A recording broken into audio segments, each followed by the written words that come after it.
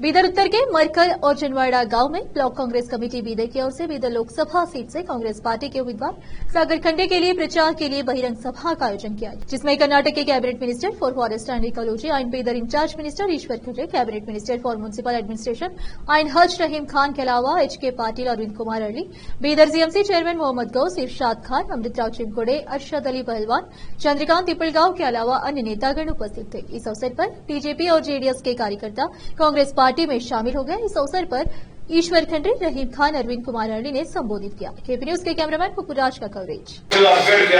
सागर खंडेಗೆ ಚುನಾವಣೆ ಕಣದಲ್ಲಿ ನಿಲ್ಲಿಸಿದ್ದಾರೆ।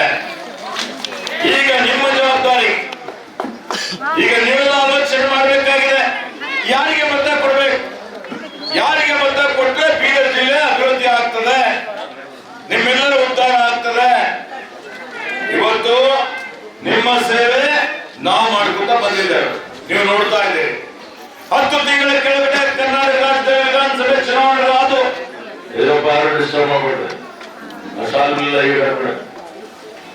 ಇವತ್ತು ಚುನಾವಣೆ ಪೂರ್ವದಲ್ಲಿ ನಾವು ಏನೇನು ಭರವಸೆ ಕೊಟ್ಟಿದ್ದೇವೆ, ಗ್ಯಾರಂಟಿ ಕೊಟ್ಟಿದ್ದೇವೆ, ಈಗಾಗಲೇ ಹೇಳಿದ್ದಾರೆ। ನಾವು ಕೊಟ್ಟ ಮಾತಿನಂತೆ ನಡೀತಾ ಇದ್ದೇವೆ, ಎಲ್ಲಾ ಭರವಸೆಗಳನ್ನು ಈಡೇರಿಸಿದ್ದೇವೆ।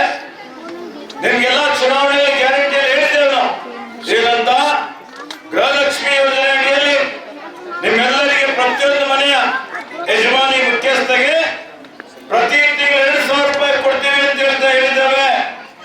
2,000 ಒಂದು ವರ್ಷಕ್ಕೆ ಎಷ್ಟಾಯ್ತು? 24,000 ರೂಪಾಯಿ। ಈಗಾಗಲೇ ನಿಮ್ಗೆಲ್ಲ 12,000 ಬಂದಿರಬಹುದು, ಬಂದವ? ಯಾರ್ಯಾರಿಗೆ ಬಂದವ ಕೈ ಎತ್ತಿ? ಎಲ್ಲರಿಗೂ ಬಂದವ। ಯಾರಿಗೆ ಬಂದವ ಅಭಿನಂದನೆ। ಯಾವ್ದಾದ್ರು ಅರ್ಜಿ ಬಾಕಿ ಇದ್ರೆ ಚುನಾವಣೆ ಆದ್ಮೇಲೆ ಅವರಿಗೂ ಕೊಡಿಸ್ತೀವಿ ಅಂತ ಹೇಳಿ ತಮ್ಮೆಲ್ಲರಿಗೆ ಭರವಸೆ ಕೊಡ್ತಾರೆ। ಒಂದು ಇತಿಹಾಸ ಇದೆ। ಜನವಾಡ ಅಂದರೂ ಮೊದಲು ನಮ್ಮ district incharge minister Eshwar Khandre ಸಾಹೇಬರು ಕ್ಷೇತ್ರಕ್ಕೆ ಇತ್ತು, ಆಮೇಲೆ ನನ್ನ ಕ್ಷೇತ್ರಕ್ಕೆ ಬಂದಿದೆ। ಜನವಾಡನಲ್ಲಿ ಎಲ್ಲ ಸಮಾಜವರು ಇರ್ತಾರೆ, ಕ್ರೈಸ್ತ ಸಮಾಜ ಇದ್ದಾರೆ, ದಲಿತ ಸಮಾಜ ಇದ್ದಾರೆ, ಮರಾಠ ಸಮಾಜವರು ಇದ್ದಾರೆ, ಲಿಂಗಾಯತ ಸಮಾಜವರು ಇದ್ದಾರೆ, ಆ ತರ ಬೇರೆ ಬೇರೆ ಚಿಕ್ಕ ಸಮಾಜವರು ಸುಮಾರು ಜನ ಇದ್ದಾರೆ। ನಾನು ಈಗ MLA ಮತ್ತೆ ಮಿನಿಸ್ಟರ್ ನಿಮ್ಮ ಹತ್ರ ಕಾಣಿಸ್ಲತ್ತೇನೆ, ಇದು ಎಲ್ಲ ನಿಮ್ಮ ಆಶೀರ್ವಾದದಿಂದ ಮತ್ತೆ ನನಗೆ ಕಷ್ಟದಲ್ಲಿ ನೀವು ಕೈ ಹಿಡಿದ್ರಿ, ಅದರಿಂದ ನಾನು ಇಲ್ಲಿ ಇದ್ದೇನೆ, ಇಲ್ಲಾಂದ್ರೂ ಇದು ಇಂಪಾಸಿಬಲ್ ಇತ್ತು। ಈಗ MP ಚುನಾವಣೆ ಬೇರೆ ತರ ಕೆಲವರು ನೋಡಿದ್ರು ನನಗೆ ಶಾಕ್ ಆಗ್ಲತ್ತದ, क्योंकि MP चुनाव ही अलग तरह का दिख रहा है और मेरा चुनाव ही अलग तरह का था। आप लोगों को मालूम है, बहुत प्रेशर, बहुत ही लोगों का दबाव, ऐसे प्रेशर में भी ऐसे दबाव में भी लोग मुझे हाथ पकड़े, मदद किए, मैं जिंदगी भर एहसान नहीं भूल सकता। जनवाड़ा हर वक्त मुझे साथ दिए जो मैं आज पोजीशन हूं, और मैं भी इस जनवाड़े में वादा कर रहा हूं, कसम खा रहा हूं, जब तक जिंदा हूं मैं किसी एक बच्चे का भी दिल नहीं दुखाऊंगा। किसी समाज में भेदभाव नहीं, कोई बड़ा कोई अमीर गरीब नहीं, कोई छोटा बड़ा नहीं। यहाँ पे बसवण्णा जी को मानने वाले लोग हैं ज्यादा, शिवाजी महाराज को मानने वाले ज्यादा लोग हैं, यसूल सलाम को मानने वाले हैं, बाबा साहब अम्बेडकर, इस तरह से सभी समाज, छोटे छोटे समाज के भी बहुत से लोग हैं।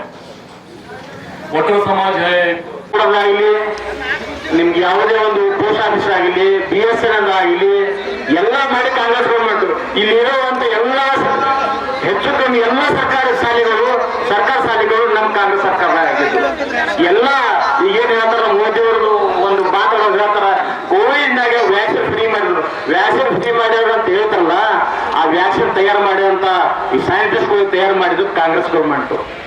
ಅದೇ ಒಂದು ಇದ್ರಾಗ ಒಂದು ತಯಾರು ಮಾಡಿ, ಆ ತಯಾರು ಮಾಡಕ್ ಕೊಡಕ್ಕಾಗಿ ಅವರಿಂದ ಚೆನ್ನ ತಗೊಂಡ್ರು। ಈಗ ಏನಾಗಿದೆ, ಚೆನ್ನ ಕೊಡ್ರಿ ಧನ್ಯ ತಗೋರಿ ಅನ್ನ BJPದಾಗ ಎಲೆಕ್ಟ್ರೋಲ್ ಬಾಂಡ್ ಅಂದ್ರೆ ಚುನಾವಣೆ ಬಾಂಡ್ ತಗೊಂಡ್ರ ಸಾವಿರಾರು ಕೋಟಿ ರೂಪಾಯಿ ಡೊನೇಷನ್ ತಗೊಂಡ್ರ, ಎಲ್ಲಿನ ಬಂತು? ಭ್ರಷ್ಟಾಚಾರ ಮಾಡೋದಂತಾರ, ಭ್ರಷ್ಟಾಚಾರ ಮಾಡೋದ್ರಿಂದ ಬಾಂಡ್ ಮುಖಾಂತರ ಯಾಕೆ ತಗೊಂಡ್ರಿ? ಆ ಬಾಂಡ್ ಮುಖಾಂತರ ತಗೊಂಡಂತ ಚುನಾವಣೆಗೆ ಚೆನ್ನ ತಗೊಂಡ್ರಿ, ಬೇರೆ ಮಾಡ್ರಿ, ಪಬ್ಲಿಕ್ ತಿಳಿಸ್ರಿ। ನೀವು ಹೇಳಿದ್ರಿ ನಾ ಖಾऊंगा ना खाने दूंगा, खाऊंगा ना खाऊंगा ना खाने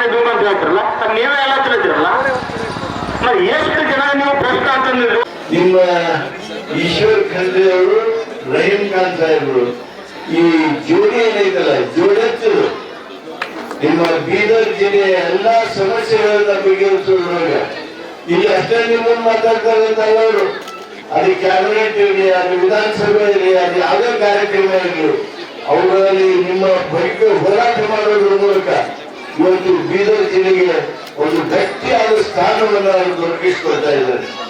ನಿಮ್ಮನ್ನ ಈ ಮರ್ಕಲ್ ಒಳಗ ಇಷ್ಟು ಸಂಖ್ಯೆಯೊಳಗೆ ಕುಂತದನ್ನ ನೋಡಿ ನಾನು ರಹೀಂ ಸಾಹೇಬರಿಗೆ ಕೇಳ್ತಿದ್ದೆ, ಏನ್ರಿ ಎಷ್ಟು ನೀರು ಆಗ್ಬೋದು?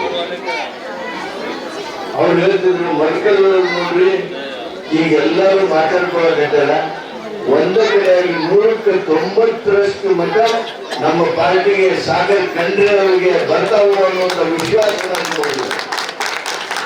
ಅಷ್ಟೇ ಅಲ್ಲ, ನನ್ನ ಮತಕ್ಷೇತ್ರದೊಳಗೆ ಇಲ್ಲಿವರೆಗೆ ಅವರು ಮಧ್ಯಾಹ್ನ 25,000 ಕೊಡ್ತೀವಿ ಅಂತಿದ್ರು.